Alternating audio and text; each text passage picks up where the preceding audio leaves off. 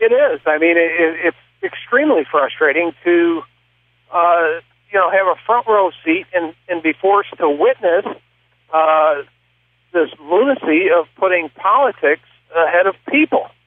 I mean, we're talking about people's livelihoods here as though it's some sort of political checkers. I mean, it's real. And to try to drive that point home to some of my colleagues,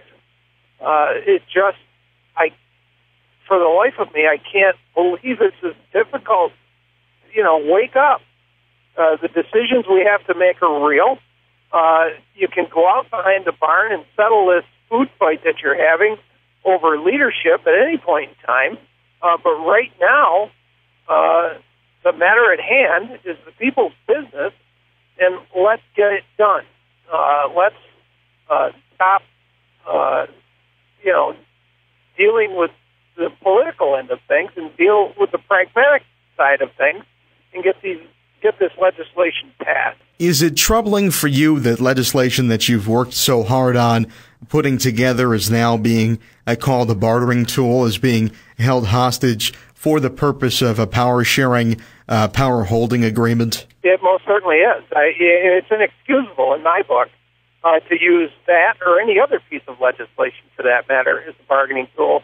But in this case, in particular, that piece of legislation, in light of the fact that there are so many jobs and livelihoods hanging in the balance. What happened today? It sounds like everybody was trying to get into one room and forge an agreement, and it didn't happen. Any insight you can provide on the latest talks? Well, to some degree, I have brought an issue to bear that would temporarily everybody go to a neutral corner as far as leadership is concerned. Let's pick for lack of a better term, I guess, a neutral senator, someone that everyone can agree on to be a temporary pro tem, President Pro Tempore, literally just a matter of hours to allow us to get this legislation passed and close the session down. And at that point, you can come away from your respective corners and continue to fight if that's what you choose to do over the leadership battle.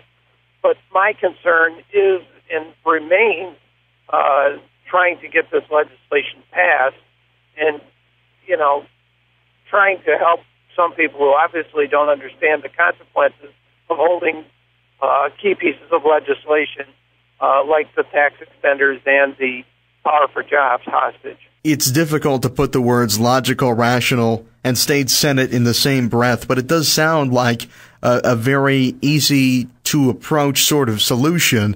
Who is saying yes and who's saying no? Well, at this point, really everyone that I've had the opportunity to sit down with, I've talked to people in the governor's office yesterday who thought that it was a very good plan, a good idea.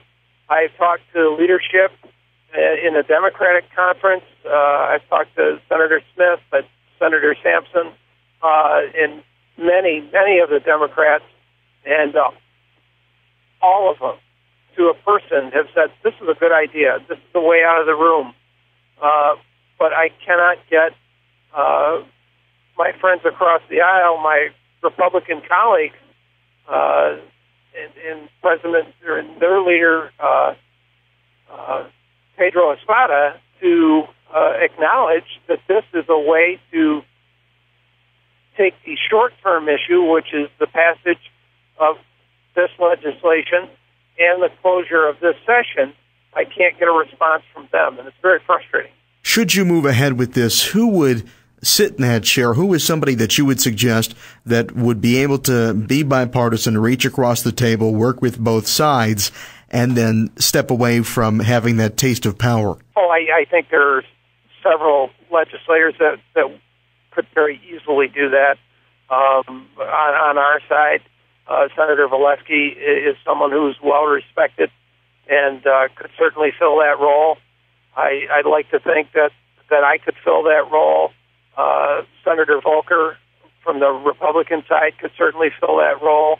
Senator Hugh Farley could certainly fill that role.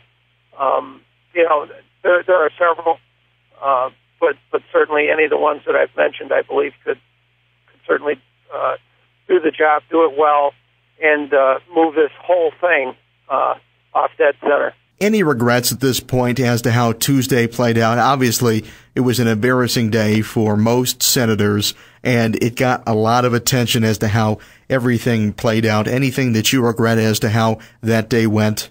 Sure. I mean, again, a lot of what's going on is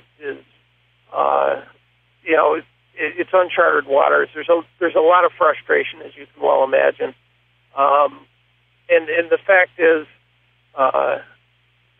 this whole thing could be avoided, could have been avoided. I offered up a similar plan, as you're probably aware, last Thursday to share the duties of leadership in the chamber.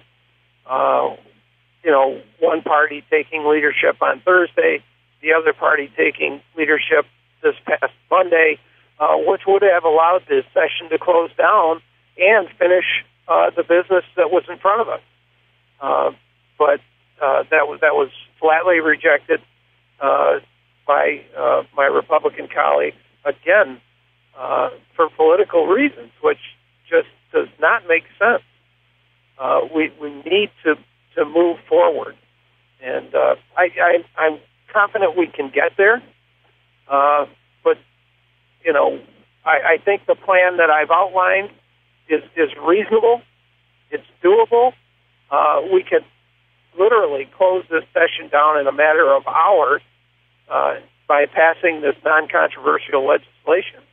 There may be upwards of 70 or 80 bills, but I'm certain we could, because they're non-controversial bills that everyone, for the most part, can agree on, we could pass that legislation and be out of Albany and back in the district literally within hours. Are you getting any FaceTime with John Sampson, Malcolm Smith, two New York City Democrats, the leaders of your party? Are they listening to what an upstate conservative Democrat has to say right now?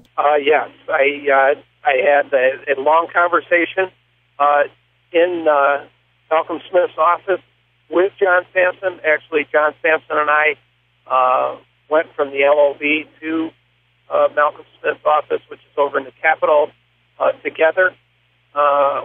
We sat down. I outlined what I felt was a reasonable solution, and both were very amenable to it, agreed to it, and it actually encouraged me to promote that among all senators, both sides of the aisle. So that's precisely what I've been doing. Hopefully, we can break this logjam, and more reasonable heads will prevail, and we can move forward.